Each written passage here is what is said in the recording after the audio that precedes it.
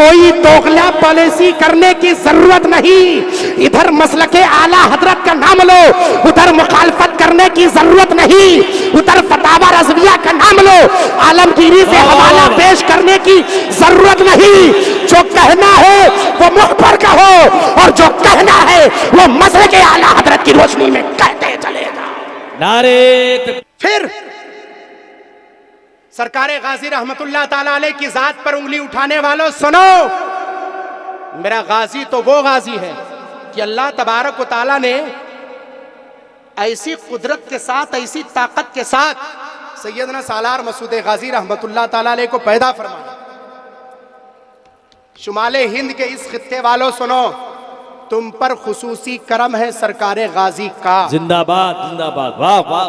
खुसूसी करम है, ख्वाजे पाक से पहले करम सरकारे गाजी सरकार का है। इस खित्ते में सबसे पहले इस्लाम और सुन्नियत अगर पाई गई है तो सदका है मेरे सरकार गाजी सरकार। सुभान अल्लाह सुभान अल्लाह, वाह वाह। और हम कहते हैं कि बहराइच शरीफ और अजमेर शरीफ कोई दो नहीं है, कोई दो नहीं है। तारीख को उठा करके देखो तो आपको तारीख के आईने में दोनों एक नजर आएंगे, दोनों एक नजर आएंगे। एक तरफ ख्वाजे अजमेरी की ज़ाते पाक है, एक तरफ सैयदना सालार मसूद गाजी रहमतुल्लाह अलैह की। तारीख जानने वालों ज़रा किताबों को उठाओ, अपनी मीरास को उठाओ, अपनी विरासत को उठाओ। और उठाओगे कैसे? वही कहने के लिए तो मैं बैठा हूँ कि हमारी ये पूरी कौम उम्मत मुस्लिमा यहाँ पर उलमा अहले सुन्नत बैठे हुए मेरे कौल की तायीद करेंगे। अगर मैं गलत कह रहा हूँ तो इनको हक भी दे रहा हूँ कि मेरा हाथ पकड़कर नीचे बिठा दें अगर गलत हो तो, और कह दे कि मोइनुद्दीन अज़हरी तुझे बयान करने का हक हासिल नहीं है। और मैं चाहता हूं कि उम्मत का एक एक फर्द इसी तरीके से मुस्तकिल बैठा रहे और बैठने के बाद अपनी जिम्मेदारी निभाए कि स्टेज पर बोलने वाला अगर गलत बोले तो फौरी तौर पे उंगली उठा करके हाथ पकड़ करके नीचे बिठा दे कि शरीयत मुतहरा में कोई दोगला पॉलिसी करने की जरूरत नहीं। इधर मसलके आला हजरत का नाम लो, उधर मुखालफत करने की जरूरत नहीं। उधर फतावा रज़विया का नाम लो, आलमगीरी से हवाला पेश करने की जरूरत नहीं। जो कहना है वो मुख पर कहो, और जो कहना है वो मसलके आला हजरत की रोशनी में कहते चलेगा। नारे तकबीर, नारे रिसालत, मसलके आला हजरत हजरत अल्लामा मुफ्ती मोइनुद्दीन साहब किबला, वाह वाह वाह, जिंदाबाद जिंदाबाद, बहुत उम्दा, वाह वाह वाह वाह वाह वाह वाह। इनको बेवकूफ समझते हो? ऐसा कहने वाले अवाम को बेवकूफ समझते हैं। अवाम को बेवकूफ समझने के बाद दावा करेंगे फतावा रज़विया आम करेंगे, और फतावा रज़विया आम करने के बाद मुखालफत फतावा रज़विया की हो रही। आला हजरत सरकार के शान में, खानवादे आला हजरत सरकार के शान में गुस्ताखी करोगे, तुम कहीं के नहीं हो, न रह पाओगे। अब कौम जाहिल न रही, जितने बैठे हुए हैं सब पढ़े लिखे हैं, और जो पढ़े लिखे नहीं है हम जैसे छोटे मोटे मौलवी कुछ तो उन्हें समझा ही देते हैं, वाह वाह वाह, तो बता ही देते हैं। क्या बात, वाह वाह। नाच गाना मनाओगे और ढूंढोगे वहां से कि हम लेकर के आएंगे फतावा आलमगीरी से हवाला पेश करेंगे, दुनिया तुम्हें तमाचा मारेगी, तमाचा।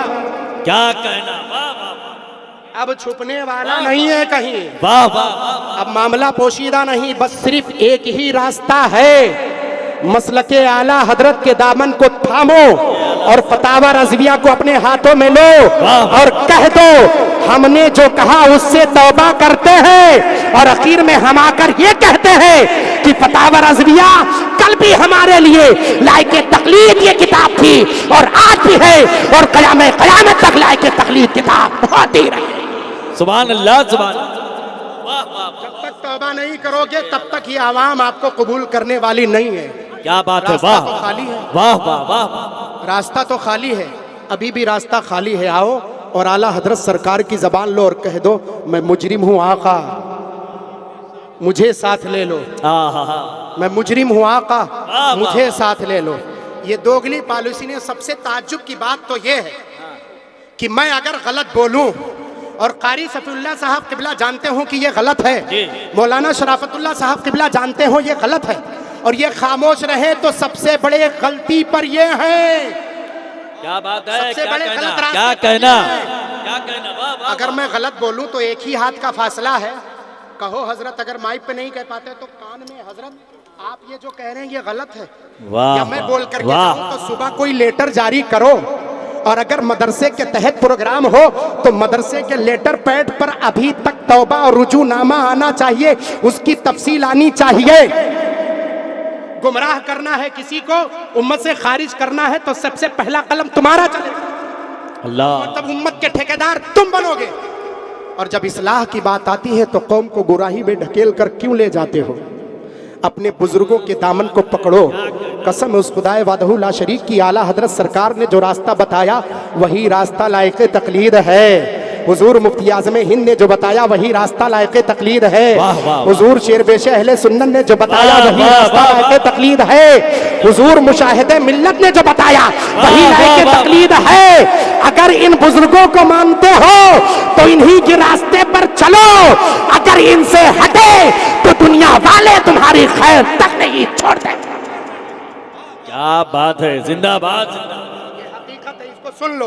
तुमदा वाह वाह वाह। और यहाँ पर जो बैठे हुए सोच रहे होंगे कि आखिर ये क्या कह रहे हैं, ये लोग समझ रहे हैं, हम लोग नहीं समझ रहे हैं।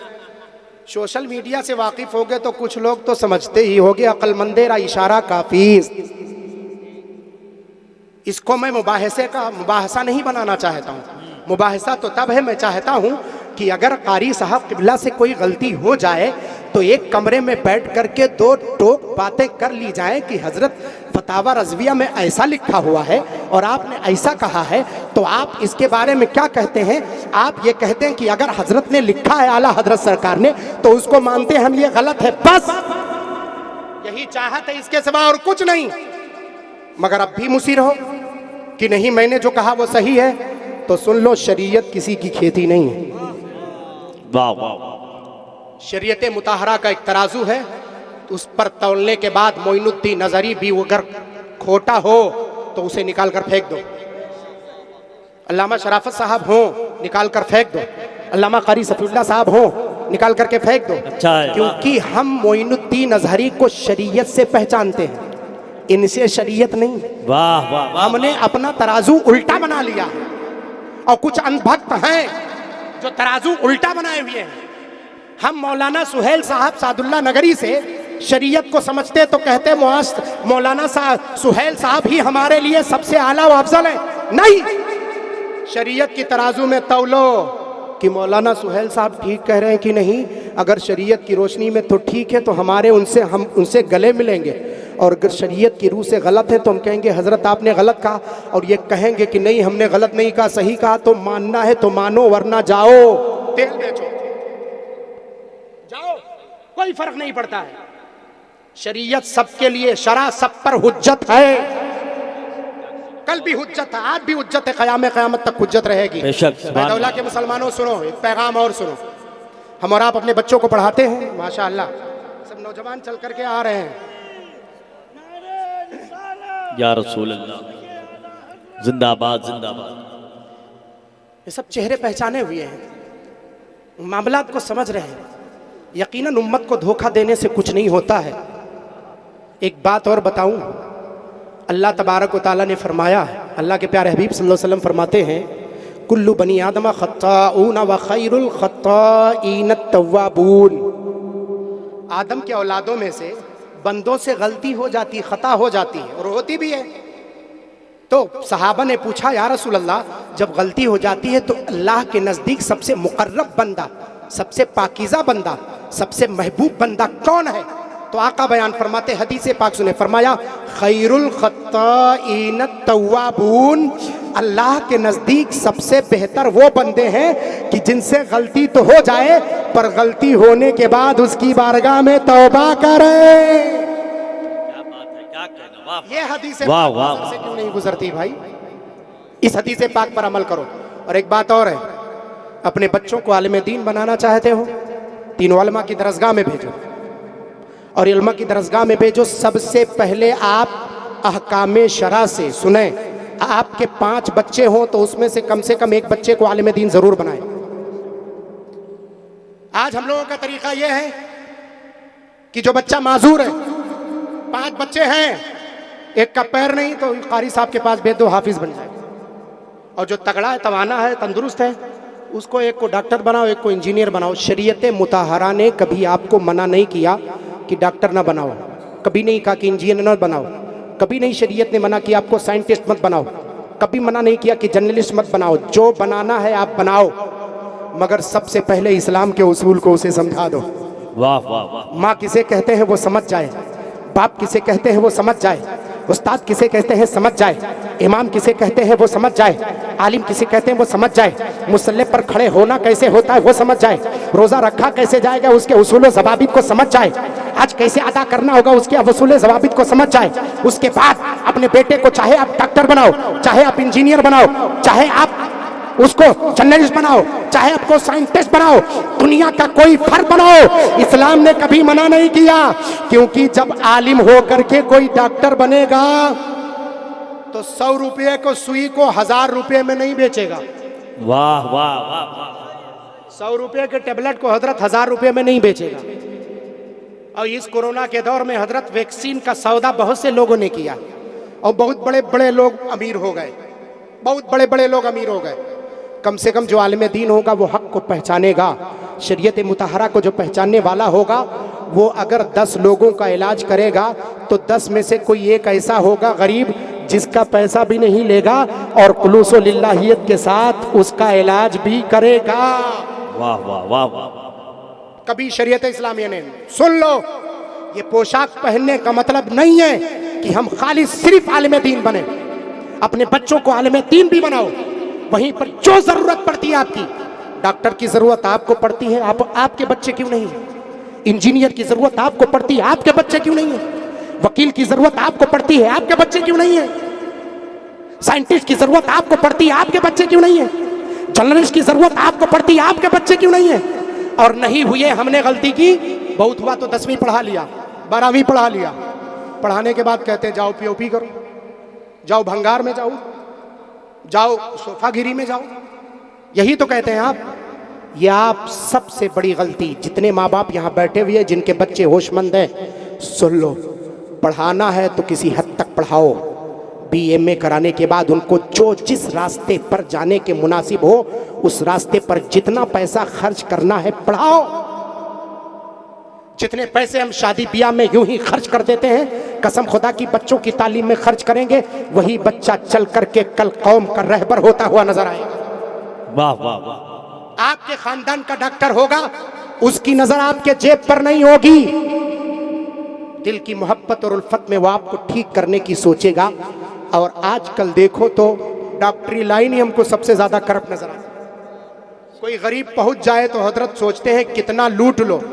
और डॉक्टरी एक ऐसा तबका है कि अगर 1001 रुपया कह दिया तो बैठने वाले ये भी सोचते कि 1 रुपया ना घटाओ, कहीं ऐसा ना हो डॉक्टर साहब गलत सुई न लगा दें।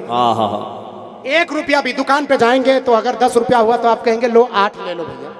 सामान खरीदे अगर 100 रुपया तो कहेंगे 90 ले लो भैया। वो लोग कहते हो कि नहीं कहते हो? किसी डॉक्टर से आपने कहा कि डॉक्टर साहब नहीं 1000 रुपया हुआ तो 90 से ले लो? डरे रहते हैं कि कहीं कमी ना कर दे, जहां कोई टेबलेट प्लस के बजाय माइनस दे। वो आपका बच्चा क्यों नहीं है डॉक्टर? आपका बच्चा क्यों नहीं है इंजीनियर? आपका बच्चा क्यों नहीं साइंटिस्ट? आपका बच्चा जर्नलिस्ट क्यों नहीं है? आपके इसी गांव में बैदौला में कोई अगर हादसा हो जाए, खबर देने वाला दूसरा देगा तो नमक मिर्च लगा करके देगा, वो अपने एतबार से देगा, मामले को पलट करके देगा। आपके गांव का, आपके घर का बच्चा जो होगा वो आपकी असली कैफियत दुनिया को दिखाएगा, वो आपकी असली हालत को दुनिया को दिखाएगा। कम से कम इस तरफ सोचो मुसलमानों, और अपने बच्चों को तालीम की तरफ लेकर के आओ।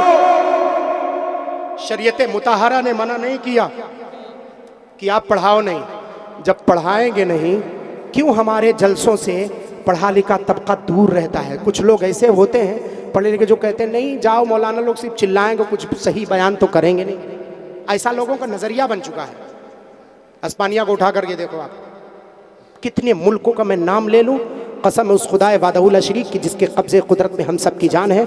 तालीम मुस्तफ़ा को छोड़ दिया, हुकूमत ने छुड़वा दिया। आज उनके बच्चे कुरान पाक पहचानने को तैयार तक नजर नहीं। किताब उनके सामने रख दो और पूछो ये कौन सी किताब है, तो ये नहीं बता पाएंगे वो कुरान पाक है। यही खतरनाक फैसला दुनिया में बैठकर लोग आपके खातिर कर रहे हैं। कहीं फैसला हाई कोर्ट से तो कहीं कहीं से।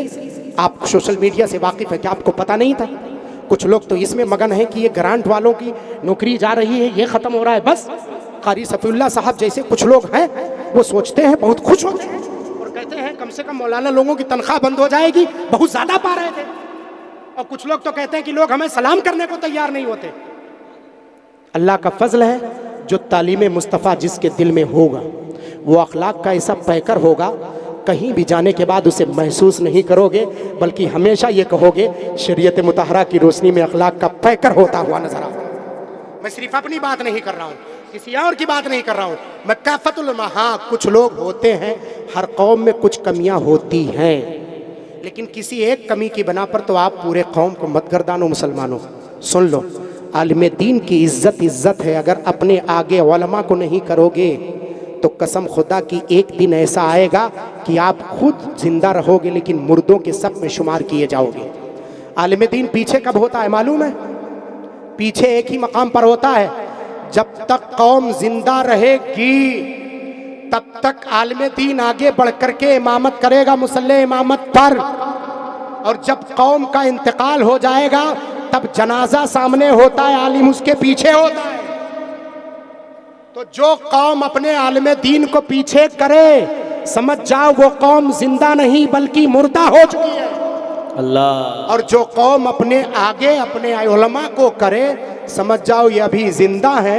जैसे अल्लाह की इबादत के खातिर आगे करते हैं, वैसे दुनिया के मामलात में भी आगे करते हैं। वाह वाह वाह। अपने बच्चों को तालीम मुस्तफ़ा पढ़ाओ, वरना जो आसमान पर बैठकर फैसला करते हैं वतन की फिक्र करना था, मुसीबत आने वाली है, तेरे बर्बादियों के मशवरे हैं आसमानों में, न समझोगे तो मिट जाओगे हिंदुस्तान वालों, तुम्हारी दास्तान तक न होगी दास्तानों में, वरना एक वक्त ऐसा आएगा तुम्हारे बच्चों के सामने मुकद्दस कुरान पाक वो किताब रखी तो होगी, आप पूछोगे बच्चे बता ये कौन सी किताब है, तो अपने बाप को देख करके पूछेगा मुझे तो पता नहीं वाली साहब आप बता दो ये कौन सी किताब है। और एक बात और जान लो, अगर इस कौम से उलमा ख़त्म हो गए, हुफ्फाज़ ख़त्म हो गए, कुर्रा ख़त्म हो गए, तो नमाज पढ़ाने वाला तो आपको कोई नहीं मिलेगा, अजान देने वाला तो कोई आपको नहीं मिलेगा। इस वक्त आपको एहसास नहीं हुआ क्योंकि कुछ लोग नमाज पढ़ते ही नहीं, अजान से उनको कुछ मतलब ही नहीं है। लेकिन जब तुम इंतकाल कर जाओगे, सफ़ेद चादर ओढ़ करके तुम्हें चारपाई पर लिटाया जाएगा, तब तुम क्या करोगे?